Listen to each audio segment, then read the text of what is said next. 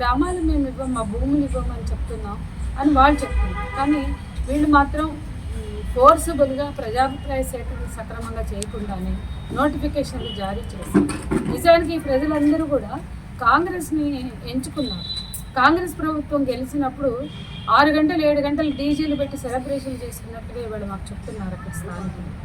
అంటే అంత సంతోషించి సెలబ్రేట్ చేసుకున్నటువంటి సంబరం చేసుకున్నారు, పండగ చేసుకున్నారు కాంగ్రెస్ గవర్నమెంట్ గెలిస్తే. కానీ ఈరోజు వాళ్ళ మీద పోలీసులు ప్రయోగిస్తున్న భాష కావచ్చు, లేదా కాంగ్రెస్ ప్రభుత్వం చూపిస్తున్న వైఖరి కావచ్చు, వాళ్ళు చాలా కల్లడెళ్ళిపోతున్నారు, షాక్ తిన్నారు. అందుకే మమ్మల్ని పిలిచారు. అందులో భాగమే ఈ రోజున వాళ్ళకి మద్దతుగా లేదా విషయాలు తెలుసుకున్నామని వెళ్తే ఇది జరిగింది. మేము రేవంత్ రెడ్డి ప్రభుత్వాన్ని ప్రశ్నిస్తున్నాం. గత 10 ఏళ్ల పరిపాలనలో కోల్పోయిన హక్కుల గురించి మాట్లాడిన మీరు 6 గ్యారెంటీలతో 7వ హామీ ఇచ్చారు. 6 గ్యారెంటీలతో పాటు 6 గ్యారెంటీల్లో రైతులు ఉన్నారు, రైతాంగం ఉంది, అట్లాగే రైతు భరోసా ఉంది అందులో, అట్లాగే 7వ హామీగా ప్రజాస్వామ్యబద్ధ పాలన ఉన్నారు. ఇదేనా గతంలో ఏ పాలకులు కనీసం నిజ నిర్ధారణ కమిటీకి పోకుండా మా మహిళా సంఘాలను అడ్డుకునే చరిత్ర లేదు. మరి మీరు ఇవాళ ఎంత చెప్పినా మేము పోలీసులకు చెప్పాం. ఇవాళ రేవంత్ రెడ్డి గారు ఇచ్చిన హామీని మీరు గౌరవించండి, ఆ హామీని నిలబెట్టాల్సిన బాధ్యత మీకు ఉంది. మీరు కనుక్కోండి ఎవరిని కనుక్కుంటారు. మేము ఎస్పీక్ చేస్తే ఆయన ఫోన్ ఎత్తలేదు. అక్కడ ఉన్నటువంటి పెత్తందారులు కానీ ఎట్లా మా పట్ల వ్యవహరిస్తున్నారు అనేటువంటి విషయాన్ని అమ్మాయి చెప్తే ఆ విషయాలు తెలుసుకోవడానికి వెళ్ళడానికి మాకు అవకాశం లేకుండా చేయడం అనేటువంటిది అంటే ఎంత ప్రజాస్వామ్యయుతమైనటువంటి జీవనం ఇక్కడ కొనసాగుతుంది. ఈ ప్రభుత్వం ప్రజాస్వామిక హక్కుల్ని ఏ రకంగా చూస్తుంది అనేటువంటి విషయం చాలా స్పష్టంగా కనబడుతుంది. మేము అనేది ఒకటే, ప్రజల జీవనం లేకుండా అభివృద్ధి లేదు. ప్రజల జీవనాన్ని ముందు చూడండి. వాళ్ళ జీవనం కొనసాగించడానికి అభివృద్ధి దేనికి? అభివృద్ధి నమూనా అది రేవంత్ రెడ్డి అభివృద్ధి నమూనా, కేసీఆర్ అభివృద్ధి నమూనా, ఇంకొకళ్ళ అభివృద్ధి నమూనా ఏదైనా కావచ్చు. వాళ్ళ జీవనోపాధి మీద దెబ్బతీస్తూ వాళ్ళకి జీవనం లేకుండా చేస్తున్న చోట ప్రజలు తిరగబడతారు. అలాంటి చర్యలు కొనసాగుతూనే ఉంటాయి.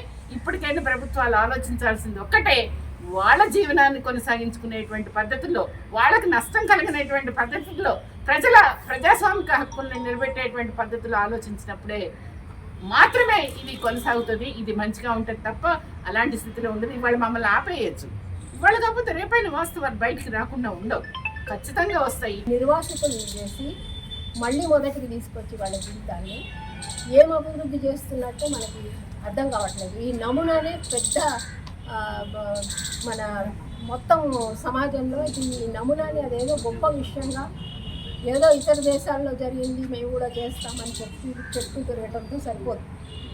ప్రజల జీవితాల మీద ఎటువంటి ఇంపాక్ట్ పడుతుందో అది ఖచ్చితంగా ఆలోచించవలసిన అవసరం.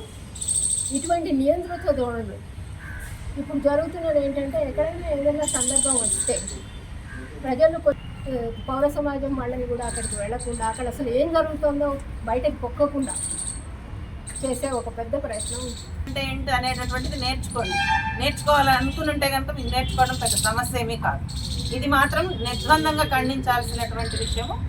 1 సంవత్సరం తిరిగే లోపల మీ ప్రభుత్వము ప్రజల సమస్యల మీద, ముఖ్యంగా నివాస హక్కుల మీద, భూమి హక్కుల మీద చేస్తున్నటువంటి దాడి సామాన్యమైనటువంటిది కాదు. ఇది చాలా మీకు ప్రమాదం కలిగించేటటువంటి విషయం. వాళ్ళ కొన్ని రీజన్స్ ఇస్తుంది. అంటే ఒక చోటలో మహిళల మీదే అన్యాయాలు, అత్యాచారాలు, అక్కడ ఉన్న మనుషుల మీదే దాడింపులు జరిగేటప్పుడు మిగిలిన పౌరుడుగా మేము రెస్పాండ్ అవ్వటం వల్ల అది తప్ప. మేము ఇక్కడ వచ్చినది వాళ్ళతో మాట్లాడటానికి ఎవరిని తీసుకోలేదు. మేము 8 మంది మహిళలు ఉంటా, మేము వచ్చి వాళ్ళ బాధలు వింటామని ఉద్దేశంతో మేము వచ్చాము. అంటే ఈ ప్రాజెక్ట్ పెట్టడం వల్ల ఎవరికి లాభం? డెవలప్మెంట్ అంటున్నారు, డెవలప్మెంట్ ఎవరి కోసం? అక్కడ ఉన్న మామూలుగా ఉన్న ప్రజల జీవితాన్ని తోకేసి ఇంకొక వేరే వాళ్ళకి అభివృద్ధి తీసుకురావడం డెవలప్మెంటా? అలాగే ఈ ప్రజలు ఎవరు? ఇక్కడ ఉన్న ప్రజలు చాలామంది అసలు భూమి బాగలెళ్ళి అక్కడ చాలా కష్టంగా జీవించి ఆ వచ్చిన పైసలతో అన్నం తినకుండా కష్టపడి ఇల్లు కట్టుకున్నారు. ఆ భూమిని కొంచెం మంచిగా చేశారు, పంటడం స్టార్ట్ చేశారు. ఇది వాళ్ళు తీసుకువచ్చిన అభివృద్ధి. ఆ భూమికి డెవలప్మెంట్ చేసేవాళ్ళు చూడాలి. ఈ రాష్ట్రంలో ఎక్కడ భూమి అవసరం లేకున్నా భూమి ఉంది, అక్కడే ఇలా ఉన్న పెట్టుబడులు పెట్టుకోవాలి, ఎవరికి ప్రాబ్లం రాకుండా. కానీ ఇది డెవలప్మెంట్, ఇట్లా ఉన్న డెవలప్మెంట్ కొందరి కోసం పెట్టడం, మిగిలిన వాళ్ళని తోసేయటం. మేము ఆ సిటిజన్స్, ఈ రాష్ట్రంలో ఉన్న సిటిజన్స్, అలాగే మహిళల ఉద్యమాల కోసం పోరాడేవాళ్ళు, వాళ్ళు కూడా మా బ్రదరు సిస్టరే. మేము కూడా వాళ్ళ కోసం పోరాడతాము, వాళ్ళతో పాటు నిలబడతాము. ఏ ప్రభుత్వమైనా అభివృద్ధి కార్యక్రమాలు పెట్టేటప్పుడు ప్రజలతో మాట్లాడాలి, వాళ్ళ గొంతు వినాలి, వాళ్ళ కష్టాలు తెలుసుకోవాలి. మీ దగ్గర వాళ్ళకి లేదు, మీరు ఇంత పైసలు ఇచ్చినా పైసలు తీసుకొని ఎక్కడికో వెళ్ళి మళ్ళీ వాళ్ళు వలసగా మారుతుంది. వాళ్ళ జీవితం ఏమవుతుంది, వాళ్ళ పిల్లల పరిస్థితి ఏమవుతుంది, వాళ్ళ జీవనోపాధి ఏమవుతుంది, ఇదన్నీ దృష్టిలో పెట్టుకొని ప్రభుత్వం ప్లాన్ చేసుకోవాలి. అది మా రిక్వెస్ట్. ప్రభుత్వం ఇలా ఉన్న కార్యక్రమాలు చేసేటప్పుడు ప్రజలతో కూర్చొని, తెలిసిన వాళ్ళతో కూర్చొని స్టడీ చేసి ఒక తీర్మానం తీసుకోవాలి. వాళ్ళు వ్యతిరేకంగా ఉన్నప్పుడు అక్కడ వెళ్ళటం పద్ధతి కాదు. కానీ ఇప్పుడు మమ్మల్ని కూడా వెళ్ళకుండా చేయటం అది ఇంకా పద్ధతి కాదు. మేమేం చేయడానికి వెళ్ళలేదు, ప్రజల మాటలు వినటానికి వెళ్తే అది కూడా మా హక్కు కాదా?